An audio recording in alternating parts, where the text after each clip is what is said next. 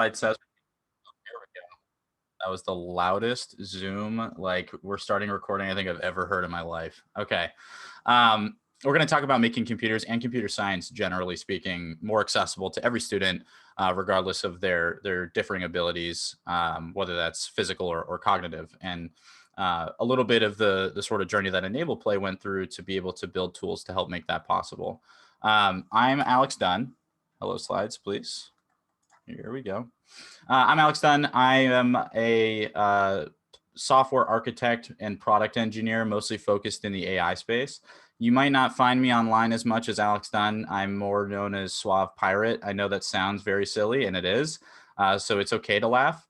The reason why is because Alex Dunn is a very generic name, and I work a lot specifically in the Microsoft tech stack. And there are now over 3 Alex Dunns that work at Microsoft in the .NET tech stack. So even if you look up Alex Dunn who does Microsoft stuff, I'm competing for my own name. So use the name generator that I wrote early on in my computer science education back in middle school to generate my own sort of online name when I started getting into it. And that's why I am forever now Suave Pirate. I'm a Microsoft MVP, Bixby Premier developer, and I'm also a certified subject matter expert for AWS. And most of my career lately has been focused in artificial intelligence and virtual assistants. So including household names now like Amazon Alexa, mute your assistants now if you need to, Google Assistant, Microsoft Cortana, Bixby, and even custom assistants. I play a lot in the space of acronyms like AI, artificial intelligence, NLU, natural language understanding, VUX, VUI, machine learning, voice, all that good stuff. And along the way, have found new ways to use these sorts of tools and my expertise here to help students basically be able to use their computers more easily, and started this new group called Enabled Play, which I'm here to share with you today. The main issue that I'm trying to address is essentially this, and I'll read it verbatim, although I usually don't like to do that. But this is essentially the problem that I've set out to solve with Enable Play. Millions of people around the world struggle with accessing and using technology as quickly as others around them. This leads to compounding issues of falling behind as the world moves faster. This can be due to a disability, a disadvantage, or just an unfamiliarity with how tech works. We live, work, and play on an uneven playing field, and Enable Play is on a mission to level that playing field. Now, more specifically, what I mean is this stat that came from the US Census Bureau for just the United States, which says that we have about 6.2% of children from the ages 5 to 15, so around 2.8 million kids. This is a stat from 2020, by the way. Have disabilities. And these are physical disabilities, things like MS, muscular dystrophy, cerebral palsy, some forms of epilepsy and spina bifida, things like that. This does not account for students and children in this age group that also have different cognitive abilities or disabilities. Basically, all that comes together to have Enable Play be the solution that is a set of devices and services that help people use technology in ways that work for them. That is the underlying tone. And we're going to get into all the details of like what that actually means and how it works. But first, I want to share a little bit about how we got here, because it's a pretty unordinary path for getting into assistive technology, especially in the education space. So I love playing video games. I have a number of siblings. I have 6 siblings. We all like playing video games together. And my favorite game is Dark Souls. It's touted as the hardest video game out there. If you Google hardest video game, you're going to see Dark Souls all over it. I have a younger brother. He's about 15 years younger than me. And he lives with a few different disabilities. And especially over COVID, we were able to connect by playing online games like Minecraft, certainly not Dark Souls. And essentially what I noticed is that gaming isn't a level playing field. Just straight up, he wasn't able to play games the same way I was, even at his age, due to some of his abilities. And so I came to this sort of realization, like, wow, like just because the way to input and control a character is difficult for certain people, people like my brother would never be able to play the games that I enjoy the most, simply because it's too difficult. It's not possible.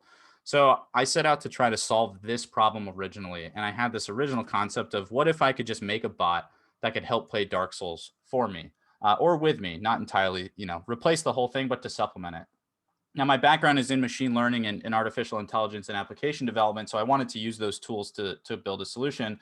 And I started with this idea of what if I could use computer vision to recognize different scenarios in the game and then like do things like dodge or attack. And essentially what it looked like was this: labeling every part of the game and saying like, well, that's a big scary sword, and this is our cool little guy that we're controlling. Big scary sword is coming towards us, therefore we should roll out of the way. And I came to the realization that you're sort of always in danger around every corner in games like this. And also running a computer vision model on my own computer while also trying to play a game cooked my graphics card. So I took a step back and went, well, what if I could use just my voice to essentially yell at a game like Call of Duty and have it actually do what I'm yelling at it to do, right? Just say what I want and it does it. And then I always go back to this example from oh my gosh, what is the name of this movie with Will Ferrell, where he's yelling serpentine, serpentine, and running in a serpentine pattern, and sort of thinking like, well, what if I could just do that, right? What if I'm in a game and I could just yell serpentine, serpentine, and my guy would actually start moving?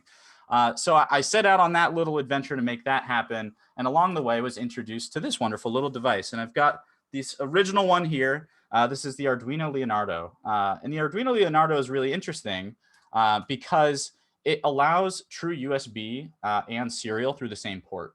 What that essentially means is that I can plug this into my computer, and my computer can recognize it as a real keyboard, and I can also send information to it from my computer at the same time. And it also has a really cool name. So essentially what I built was something that looks a little bit like this. I, as a user, can talk to a device, something like an Alexa speaker or even my phone.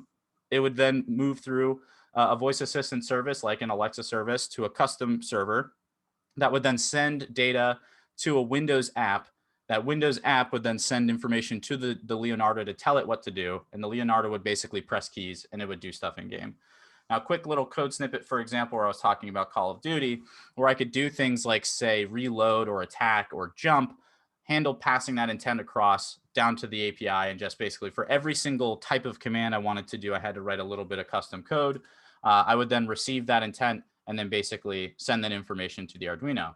And it worked really well. After a lot of struggle, it did end up working pretty well. And so I thought, okay, maybe there's something there. Maybe there's something to be said about using more than your hands to control games.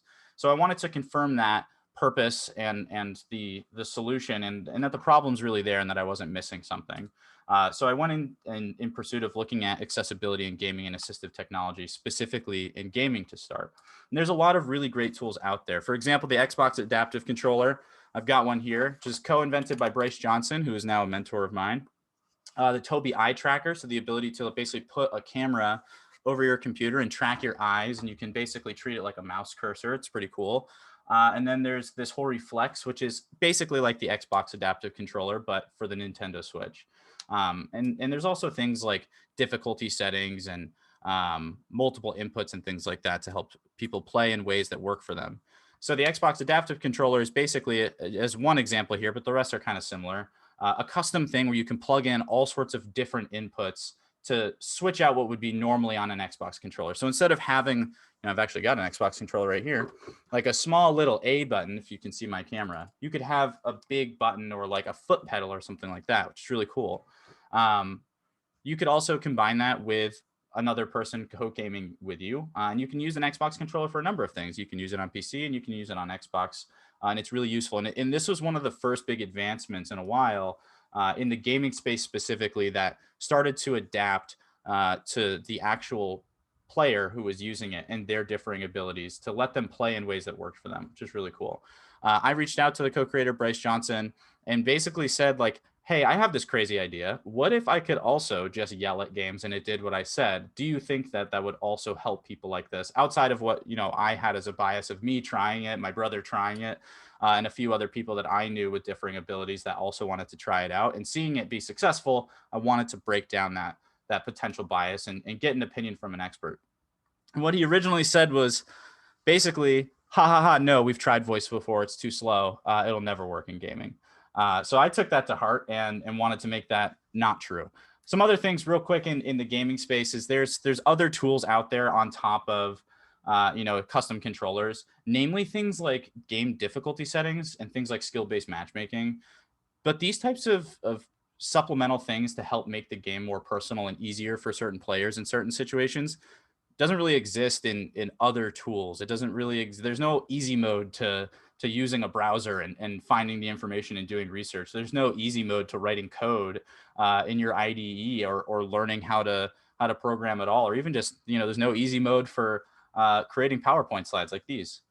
There's also a lot of organizations in the gaming space that specialize in this, from people helping younger kids like Special Effect out in the UK to people that help wounded veterans as well, like Warfighter Engaged. So basically what I got to the conclusion of was like, all right, this is a problem. I think I can help solve the solution. Let's build out the rest of the prototype. And what it essentially started to look like was the ability to take an entire keyboard and say, if I say something, map that command to a specific key. So if I say jump, that's the space bar. If I say up, that's the arrow key. I also wanted to be able to add a couple more features like macros. So being able to chain events together rather than just mapping one thing to one key, like saying double jump to hit the space bar twice, just as a basic example.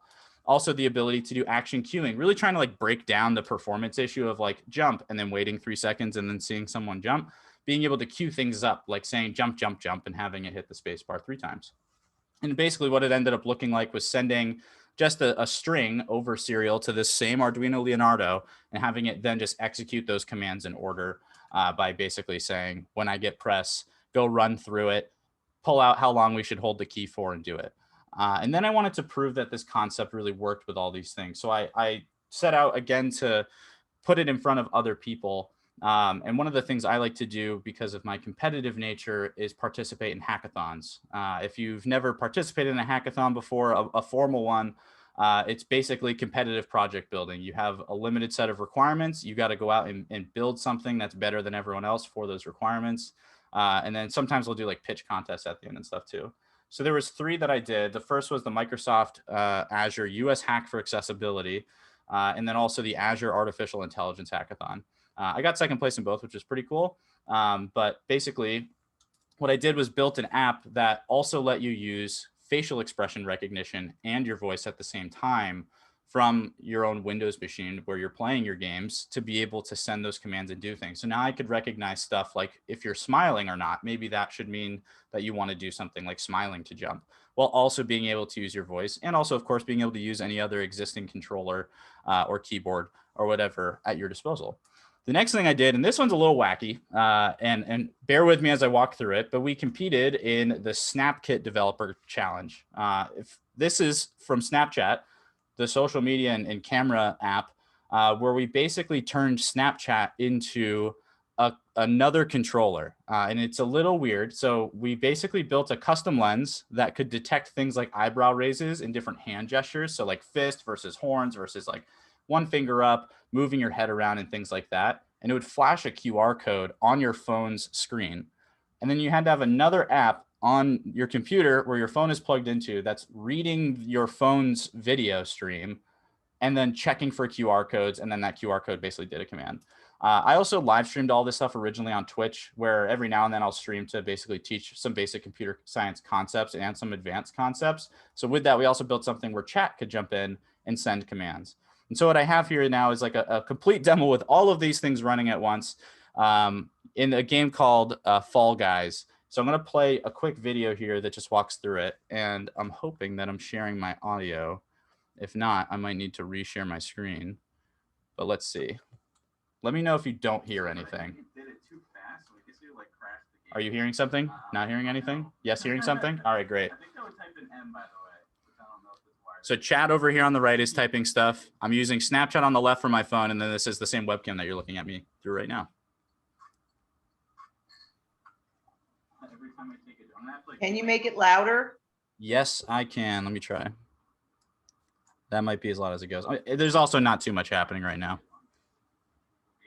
I'm gonna end up like doing like this and like punching my copy. All right, we're playing one-handed. So I'm gonna keep my other hand here so I can play like real quick. Just to see if it's working, I'm gonna use my eyebrows. A little jump, a little fist, jump. There's the jump dive. All right, we're off and running. Double jump. So it might not have been super obvious because there's a lot going on there at once, but we'll break down with some actual like step-by-step demos in a sec. But I had the QR codes flashing from hand gestures, from raising my eyebrows, I'm saying jump, and the chat is typing all sorts of stuff all at the same time, while basically not even using my hands on an actual controller, which is pretty cool. So after we sort of completed this, and I had some more people test it out for their games and apps that they like to use. I sort of came to the conclusion, okay, there really is something there as long as it can be fast, but there's still some issues. So this is where I decided to take it to that next step and introduce Enable Play, where I focused on basically breaking down the core issue a little bit more into devices that are more approachable and more affordable. And in starting to introduce these to more and more people, especially with their own abilities, I also discovered along the way that it enabled more than just play. While the devices and the services were built for gaming, people started to use it for everything on their computer, from just helping them build presentations to studying a little bit easier, to writing code as well. I even found myself using it more at work every day. Even to build Enable Play itself, I started using it more, and basically came to the conclusion of something that I've experienced before in product development. But sometimes you set out to solve a very specific problem and find that your solution actually helps far more than you imagined. And this is where things have sort of come today, to enabling people to and students now to use their computers in new ways that are easier for them, that are personal for them, and to enable computer science students to also help build on top of this platform. So let me talk a little bit more about that before we get into some of the cool demos too. But there is still some key issues that needed to be solved. Basically, performance, privacy, price, and scale. I especially want to focus on the privacy bit, because I think that's extremely important when it comes to putting a device in front of a student that's constantly playing their video and audio and sending it somewhere else. But basically, there's two key parts, right, with speech recognition and with image recognition that were happening. And so this is what performance and like the steps essentially are for doing speech recognition. And this is true for just about every form of speech recognition you might see if you're using like the built-in dictation on your Windows machine, or if you're using Siri, or if you're using Google Assistant, or Alexa, or anything like that. It's the same general sort of start of things, where we need to detect that audio has started and we need to start recording. We record all the way until we hear that the person basically stopped, and we take that entire chunk of audio and we need to go detect the speech from it. So we do this sort of speech to text process, usually on a cloud server or something. And then we take that speech down, the actual text, the string of what someone said, and then we do something with it. What I decided to focus on was more of a predictive and offline automatic speech recognition, which means that we're always recording, but we're not actually storing that audio anywhere. We're not sending it anywhere. The speech recognition is actually happening directly on the device itself, which means it can be used offline. You don't have to worry about like performance issues with internet connectivity. You don't have to worry about it being sent to a third party. And it can be extremely fast and more optimistic in its recognition. And so what I ended up finding with people who are using it in games is the sort of like standard automatic speech recognition, or ASR. I've started to acronymize it for you, versus the predictive speech recognition is that someone saying jump, jump, jump. With the standard, the fastest I ever saw it was 1.5 seconds from them starting to speak to it actually happening, which is still pretty good. But when it comes to doing something in real time, you can feel the lag essentially. With predictive ASR, we were able to hit the spacebar every 10 milliseconds from start of speech, which is technically faster than the actual actuation of a real keyboard. So me saying jump and it happening in real time felt like we were a lot closer to me just sort of going from thought to action on the computer. I want to talk a little bit more about price and privacy when it comes to speech recognition as well. So just to reiterate, right, we need to record all the audio. We need to send it somewhere else to a third party. We need to get the speech out, and then we need to do something with it. What this means in that situation is that all of the raw audio is being sent somewhere else. That could be a service from Microsoft, that could be Google or Facebook, or even if it's something built by me, it's still something that needs to be processed and stored on something owned by myself, not something owned by the user or the student. Which is a privacy concern. If I'm asking a student to have a device in front of them that is always listening to them and it's always sending their audio to somewhere else, That's not exactly something that even I would be comfortable doing. It's also extremely expensive. Doing AI and in machine learning against someone else's API gets pricey. Basically, doing the speech recognition and the expression recognition in Microsoft Azure specifically for like 1,000 people using it 2 hours a day basically costs like 30 grand a month, which means the only way that I could end up getting it to the price point where it was accessible to people would be to like put the cost back on them, which just wasn't reasonable. When it's all run offline, the only thing you have to get is the device itself and everything's in it. There's no extra fees that we have to worry about that we have to, set back to put on a student or anything like that. It's all sort of encapsulated. Which I guess is summarizing exactly what's on this slide. So we can be constantly processing super private audio bytes, never leave the device. The actual understood phrase of what the person said also never leaves the device. So it's not even the raw audio. Even if you're just talking and it's starting to recognize, we won't even care what it processed it as. It's all offline. Same thing is true for expression detection. And it's a similar process too. So this is sort of the steps for doing computer vision in a traditional setup where you record a video stream on a device. So that could be like using my webcam or my phone's camera. You take every frame of that video, every individual image as it's recording, and you try to process it. So you need to take each one of those frames, send it to someone else to process it, get the information back, and then do something with it. But then with offline expression detection, it's the same exact thing as the speech recognition. It's run on the device or even on your phone. It's still taking every single frame to process it, but there's no delay. We don't have to wait for me to basically upload an image to some other server via, some request and have information come back down. It's entirely offline and entirely private. And just like the speech recognition side, I never see it. No one ever sees it. It lives on the device and then it gets deleted, which means you can leave your camera on as long as you want and no one will be able to access that data or your actual video stream. So here's what it looks like in its entirety. Pretty similar to the other one, except that there's a lot more happening on the devices themselves. There's now a mobile app and a desktop app you can install on iOS and Android that allows you to configure those different controller profiles. All the information is sent from the server in real time. And there's also now a third-party integration capability, which I'm going to get back to later when it comes to enabling developers and computer science students to expand on the capabilities of what Enable Play can do. And so I have a real quick video demo of it in Minecraft. This is going to go very fast, so I'll try to sort of talk over it. But I'm going to be showing a demo in Minecraft where I'm using both voice commands, face expressions, and that macro concept to do a number of things pretty quickly. Let's see if it starts playing. There we go.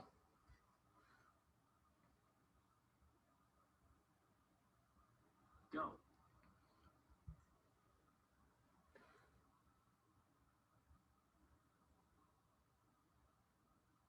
3x3.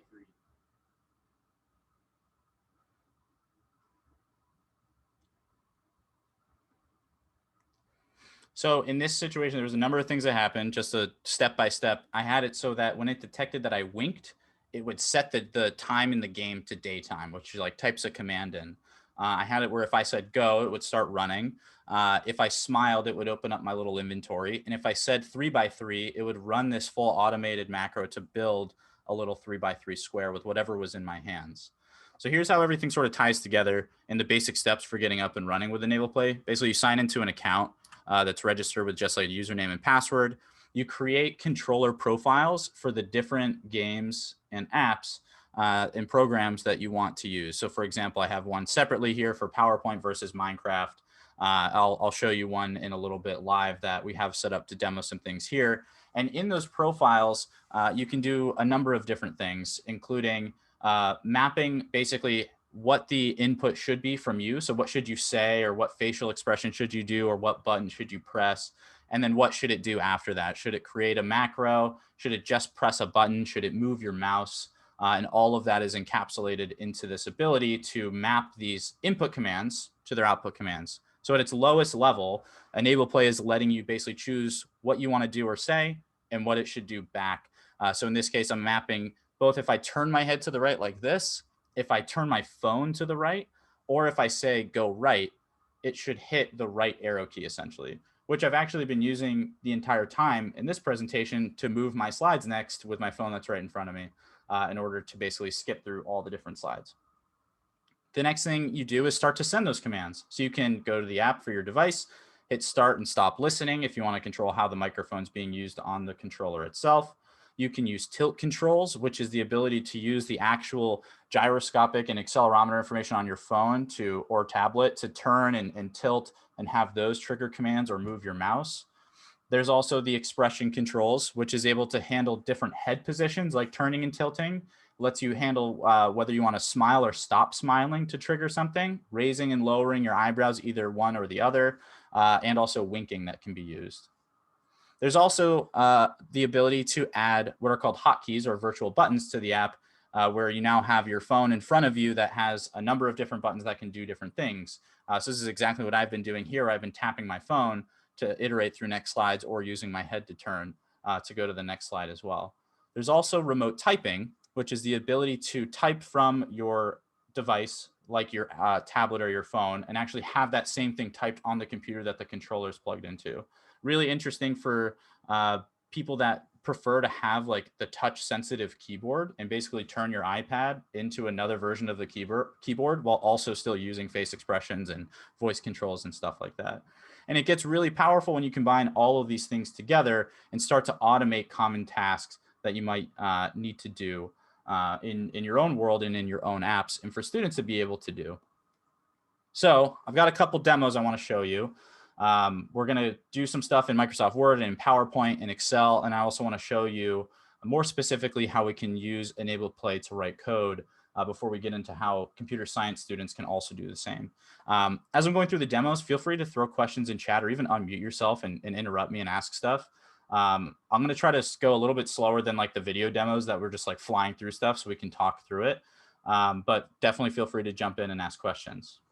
So let me do all my little setup here where I've got that and I want to start and pull up the app. So I've got the actual app on my screen. So you should be able to see my phone. There you go. It's my actual phone. Cool. So I have a custom profile here for the Nevada Computer Science Summit demos, which are going to kind of like encapsulate a lot of stuff. Normally, you would kind of break up, by what program you're going to show. I'm going to show a whole bunch of different programs and stuff, but I'm going to kind of like encapsulate it all in one. But essentially, this is where you control your controller and what you want to do. So I can have it start listening, which will open up the microphone and start processing. I can do that remote typing. Here are all the different hotkeys. You can see the types of things I'm going to show, like sending something to PowerPoint, starting a new file, starting the presentation itself, next and back that I've been using. So for example, if I go back to the slides and then hit the back button, it takes me back. If I hit the next button, it takes me forward without having to use my keyboard. And the profile has a number of different macros, including a lot of different spoken commands. So let me go over to the actual profile and show you all the different stuff you can do. So when you use the command builder, I know that I showed this in like a little bit of video, but I wanted to talk through it as well. You can add any of these different commands to the output that you want to produce. So I'll start by just adding a spoken command. And let's say I want to add something where if I just say save, it should save the file.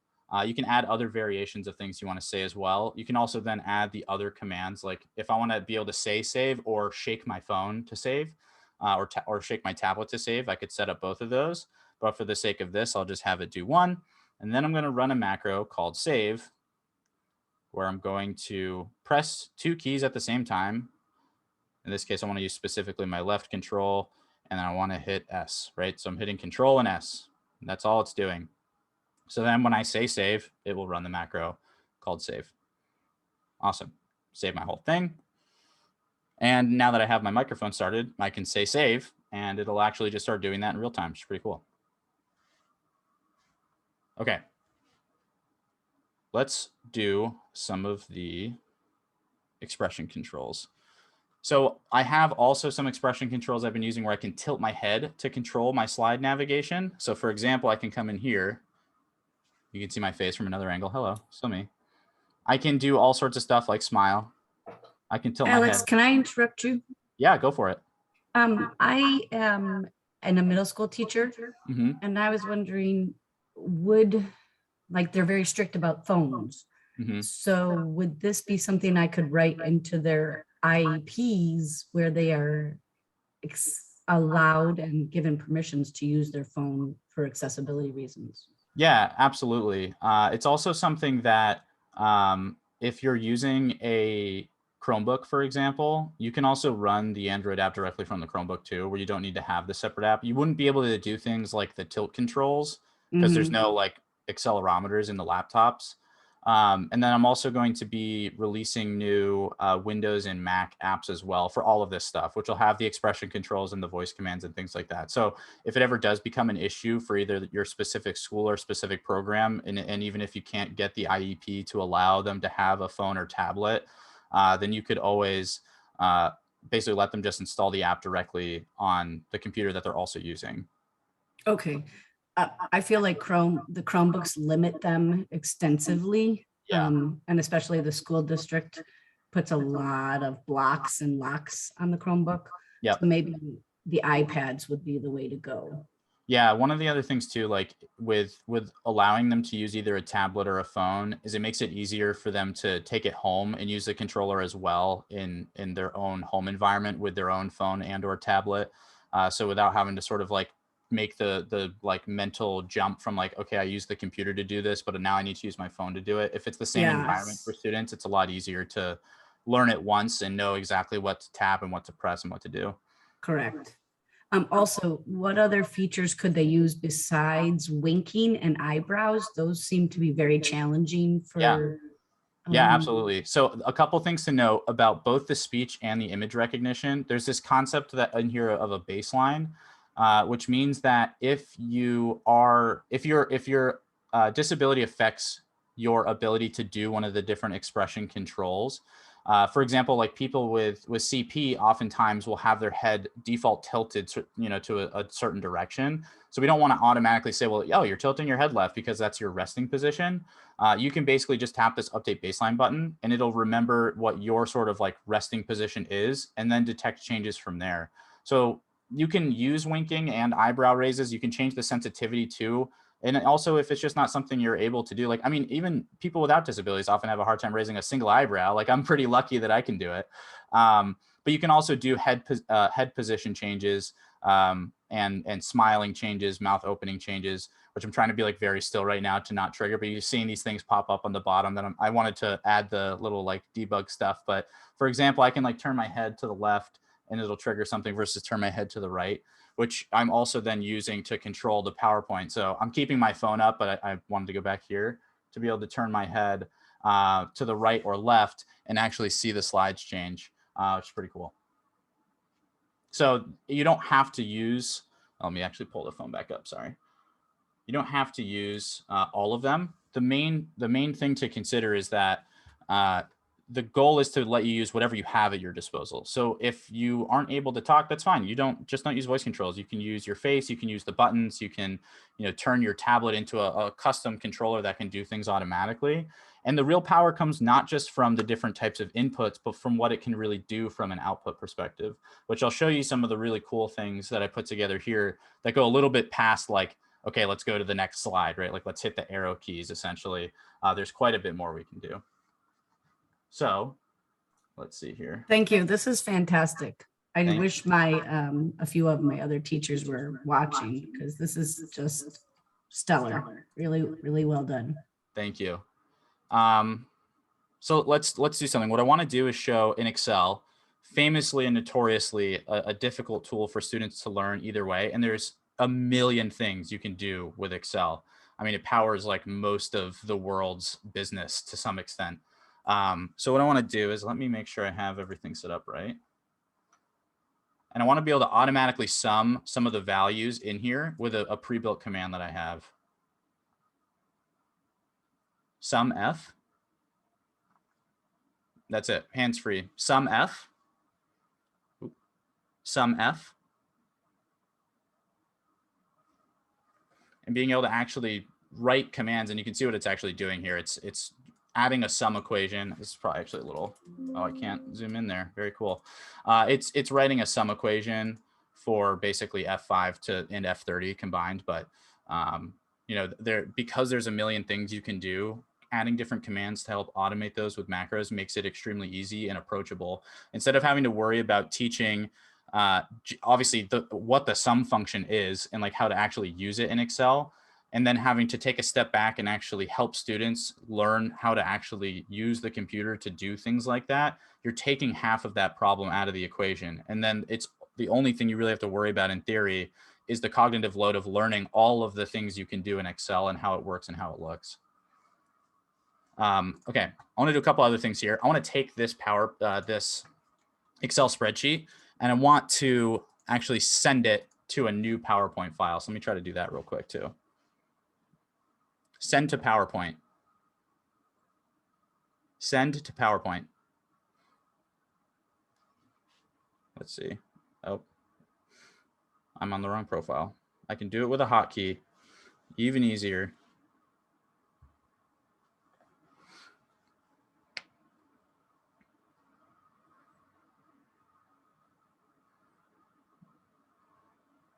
All of that just happened with my hands up here by my face, very intentionally being like, look, I'm not typing on my computer. All those things happen because I tapped a button on my phone.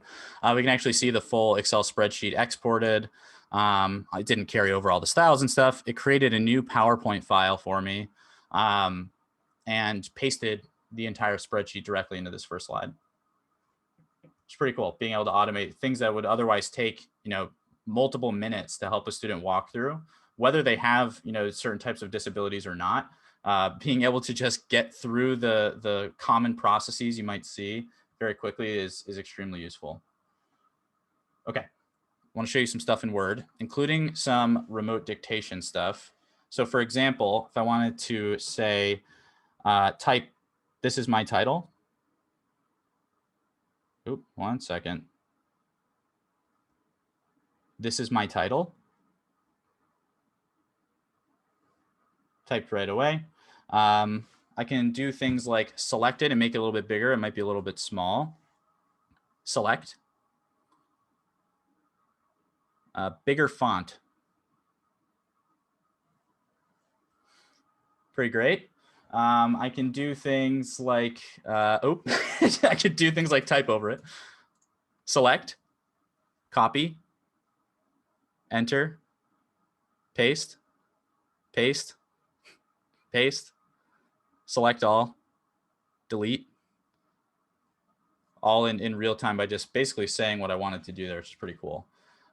So it's really great for doing basic things, in like Word or like Google-based documents. But what I think it's really, really interesting, and this is my personal favorite use of it, is using it to actually write code. Now, there's a lot of stuff you can do with modern tools out there for development. So I'm going to show a demo here of using enabled play with GitHub Copilot.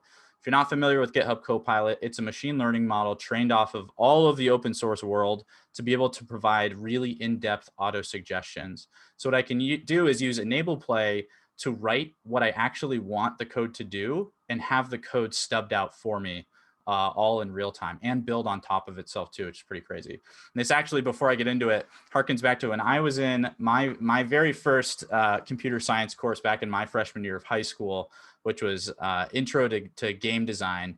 And I'm from the New England area, so this isn't, I don't know if you guys have a similar course in the Nevada programs that you all run, but we basically went from a similar drag and drop type of game editor, just like Scratch, because this was before Scratch, but same type of approach, a lot uglier. And then we evolved into basically using Java and Greenfoot to try to do basic graphical things. And that jump was really challenging for a lot of students. I had already been writing code a little bit on my own, so I was familiar with it, and I'm accidentally typing there. And one of the things that I noticed was one of my fellow students went and was trying to follow along with the lesson, and we had to basically change a function to do something else. And instead of actually changing the code, she thought that changing the comment would actually change what was output from the code. And I thought back in the day, like, oh, that's not how that works. That's silly. That actually can work now, and I'll show you exactly how. Comment. I'm going to do some remote dictation here. Create a loop from 1 to 100. Enter. Function. Tab. Enter. Enter. Comment. I'm going to use this remote dictation again. Let's see here. What do I want to do? Create a function that adds a paragraph tag to each LI tag in the document. Enter. Tab. Enter. Tab. Tab. Tab. There we go. So we've got two functions right now, one that's doing a basic loop, and this is in JavaScript, where we go from one and we count to however many we want to do. In this case, you'd have to add n as 100. We have another function that I dictated that I wanted to create a function that adds a paragraph tag to each li tag. So this would be like using JavaScript to manipulate the HTML on a page. It goes and gets every element by the tag li, loops over every single one of them, and adds an element with the p tag that has this as a paragraph inside it all automatically. Enter. Let's do some more. Add a button to the page that when clicked will call to get controller profiles. Oh, I forgot to comment. Select all. Select all. Select. Delete. Comment. Add a button to the page that when clicked will call to get controller profiles. Enter. Function. Tab. Tab. Enter. Tab. Enter. Tab. Enter. Tab. Tab. Now it's going ahead, it's writing a whole thing that's going to actually make a call to enable plays real APIs to get people's controller profiles for an authenticated user, and then getting basically a table called controller profiles and starting to insert the HTML into it. You know, I can basically tab all the way through it for whatever it's auto suggesting.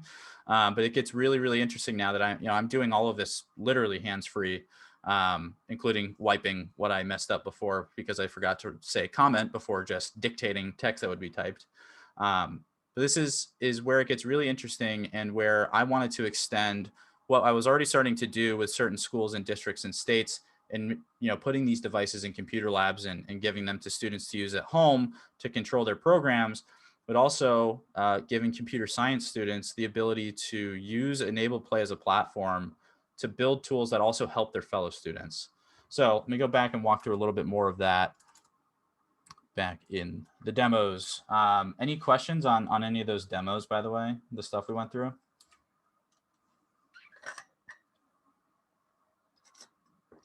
Cool. So the devices are great. There's a lot you can do with them. There's also a program that I started called Enabled Education, which allows schools and districts to get more of these devices without having to pay, like retail prices for them, but also having pre-built customized profiles as a starting point for the students, for the different programs that you use, that your students use, and that you teach with, to be able to help them get up and running without having to build everything from scratch on Enabled Play. And it also allows computer science students to start with some tools to be able to build for their fellow students, like I mentioned before. So this harkens back to this little bottom right over here with these third-party devices, being able to integrate directly with the Enabled Play API. In order to do that, you have to authenticate a user. You have to be able to get their profiles, and you have to learn how to make like HTTP requests to the API to send commands. And what I focused on in order to enable students to do this was shipping those out of the box. So you don't have to worry about teaching OAuth implementations and how to authenticate users. We can start with apps that already have the ability to sign in, get their profiles, and to start to send basic commands, and then let students use their imagination to actually create other ways of controlling inputs. The other side of it is also allowing students to build applications that can do more with Enabled Play sending commands to it. So instead of just having buttons that someone clicks, what could you do if they had different types of commands that they could say? What would you want that command to do in your application? And it's all as simple as just saying, if someone hits these keys on their keyboard, then we can map that to the different commands on Enable Play, and students can start to command their own applications as well. So computer science students have templates that they can use for Android and iOS apps using either Java or Kotlin for Android and Objective-C and Swift for iOS. I know Objective-C and Swift aren't the most approachable languages for students, and it also requires you to have Macs, but certain schools do have it, so we have some templates for that. We have templates for web applications that handle the authentication, Java applets, Windows apps, and then we can also figure out what else you would want to use and what types of programs your students want to build so that we can support those as well. And this is the real sort of crux of what I wanted to get to, which is that Enable Play is great for helping students use computers, but it's also an awesome tool to help students build for their classmates and to help them use computers and keep up with the advancing technology as well. Last sort of thing, there's new devices that are shipping for both this school year, the rest of the school year, as well as next school year. You can get all sorts of other details and stuff around the education program at enabledplay.com. You can always email me at alex@enabledplay as well. I'm always very responsive, and you know, I'm on a very personal mission to help solve these problems for students. So I'll be as reachable as I can be. Some other resources, I'll end up putting this PDF up so you can get these links as well. The original prototypes are all open sourced. So if you want to look at the original like scrappy stuff that we did to get like expressions working and stuff like that, it's all on my GitHub.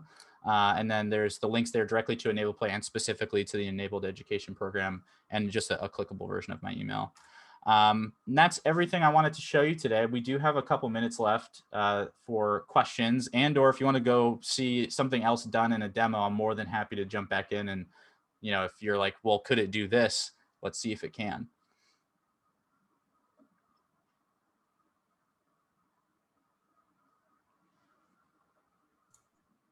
Alex, I love that you said it's kids creating Enable Play access for their peers. I think that is going to be more powerful than us as teachers creating this stuff for them because they relate to their peers and listen to their peers so much more than they listen to adults. And we're not cool enough or techie enough, and we're too old. So what do we know? So I appreciate that comment especially. Yeah, you know, I honestly can't take all the credit for it. I was starting to work through, let me also stop my microphone here because it's trying to hit keys while I'm talking. I was giving a few different talks on this, like for developers at like tech conferences. And one of my friends actually introduced me to Cindy, who was the first one who actually brought that idea to light. And then, you know, I've since been able to start to pilot that in school districts near me as well. But the ability to have students build on top of what Enabled Play can do, not just, you know, third-party developers of games and of apps to do it, was actually Cindy's idea from the beginning. So that was something that came directly from Nevada and is now already helping students in other parts of the country too.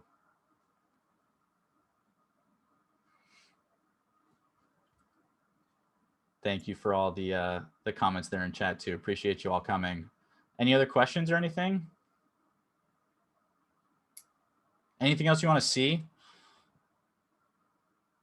I still just get blown away every time I'm writing code hands-free by just saying it. It's still just like every time I'm like, what? So if you want to look at anything more like that, I'm more than happy to show that as well. Cool. If not, thank you all for coming. Appreciate your time. And I'll be around in some of the networking sessions as well. So if you want to, you know, reach out to me one-on-one, more than happy to field any other questions or talk through more use cases and stuff like that too. But thank you all. Appreciate you. And I'll see you later. All right. Thank you so much, Alex.